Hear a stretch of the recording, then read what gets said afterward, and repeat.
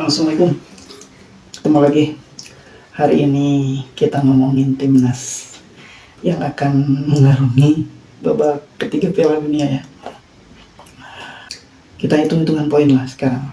Sama kita prediksi line up yang bakal diturunkan sama Sintayong besok ya. Kita ke prediksi line up-nya dulu ya. Indonesia sudah pasti ya mainnya dengan 3-4-3. Nah, ini si Messilher ternyata tidak diizinkan sama klubnya karena dia sedang cedera, jadi dia tidak ikut ya di 2 pertandingan melawan Jepang sama Arab nanti gitu. Oke, nggak masalah karena ada Kevin Dick juga yang kemungkinan bisa hadir ya, bisa main, bisa. Indonesia akan bermain dengan 3-4-3, di mana di sini udah pasti penjaga gawang itu Martin Paes, terus di back tengahnya Jai Ijes, terus ini Rizky Ridho, sama di sininya si Justin Hubner kemungkinan. Di kanan Sandy Walsh, kirinya Perdong, di tengahnya ini dua, yang satu Tom Haye sama Nathan sih, saya lebih ke Nathan atau Iparianer ya, tapi kayaknya harusnya si Nathan duluan gitu. Terus di depannya si Strike, ininya si Ragnar Oratmangun, sama satu lagi saya mendingan Yakub Sayuri ya, yang di sini nih. Jadi kalau seperti ini kemungkinan nih kita kalau dalam mode menyerang itu gini lah, Sayuri bisa nusuk ya, sama dia juga bisa kesini, Sandy Walsh bisa kesini gitu. Sandy Walsh itu insting golnya cukup bagus ya, meskipun dia back, dia udah beberapa kali tuh bisa mencetak gol gitu. Nah, untuk mode menyerang tuh seperti ini ya, Sandy Walsh bisa masuk sini, ini Strike dan si Ragnar, ini Perdong di ujung. Nah, ini Nathan, Tom Haye di sini, atau Tom Haye yang masuk, Nathan yang menjaga ini, Rizky Ridho bisa masuk, Jai komando di belakang. Nah, ini kemungkinan. Nah, sementara untuk mode bertahannya kita udah pasti jadi 5 back seperti ini kurang lebih, sama si Sayuri itu mungkin bisa di sini, ini Sayuri bisa ke tengah gini. Ini dalam mode bertahan kita begini, ini Strike di sini gini. Dan sementara Jepang 3-4-3-nya Jepang itu mereka cenderung menyerang gitu. Jadi totalitas menyerang mereka hanya pasti menyediakan 3 back, karena di kedua sayapnya ini, di kiri si Mitoma, di sini si Dohan, ini si Kubo, itu mereka memang sebagai penyerang gitu. Dan di tengahnya itu mereka pasti masang si Endo sama si siapa lupa lagi ya, saya tuh Minamino kalau nggak salah ya.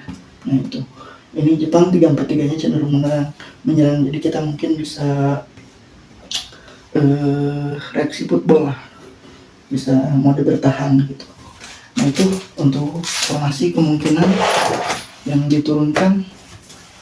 Sementara untuk hitung-hitungan poin ya, ini ternyata Australia sama Arab Saudi tadi itu bermain imbang 0-0, dan Bahrain sama Cina ini lagi half time dan skornya masih imbang juga. Jadi poinnya itu sekarang Jepang ada di peringkat pertama itu dengan 10 poin, Australia di peringkat kedua dengan 6 poin, Arab Saudi juga sama 6 poin, terus Bahrain sama, kalau hasilnya draw ya 6 poin, dan Cina juga 4 poin. Sementara kita ada di posisi ke-6 dengan 3 poin. Ya, skenarionya pertama kita memainkan 4 pertandingan kandang. Ya, satunya lawan Jepang,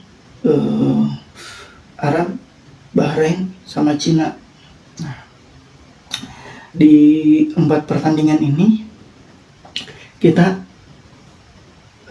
harus meraih poinnya itu maksimal ya. Kita maksimal itu memang harus 12 poin gitu dari 4 pertandingan ini. Oke lah, lawan Jepang kita pengecualian ya, meskipun sebenarnya kita punya potensi juga untuk menang. Kita ambil buruknya aja lah gitu. Seandainya ini kehilangan poin lawan Jepang, berarti tiga pertandingan ini lawan Arab, Bahrain sama Cina itu kita harus menang. Tidak ada kata lain, harus menang gitu. Tidak, 3 pertandingan itu. Sementara lawan Australia sama Jepang di kandangnya mungkin ya sulit gitulah untuk kita. Nah, secara hitung-hitungan kalau kita meraih hasil poin yang sempurna ini 3 partai kandang 9 poin, artinya kita maksimal punya 12 poin. Dengan catatan mungkin kita bersaingin sama Jepang sama Australia ya. Dengan catatan Arab juga tidak meraih poin melawan Jepang sama Australia gitu. Sama Australia udah ya. Bentar, saya cek dulu.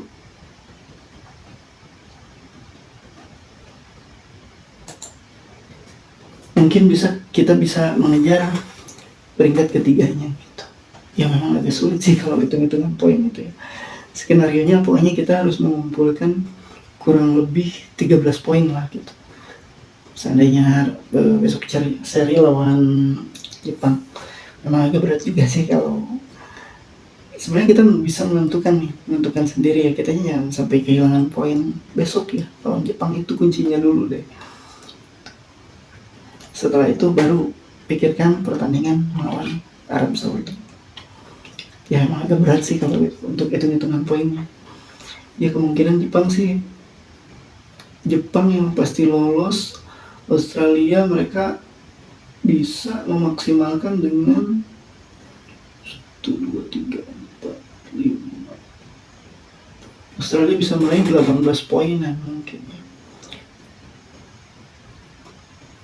12 poin di sisanya gitu. Sementara kita maksimal mungkin bisa 12 poin. Ya agak berat juga sih kalau itu. Ya kita cari peringkat ketiga mungkin kalau ini potensinya.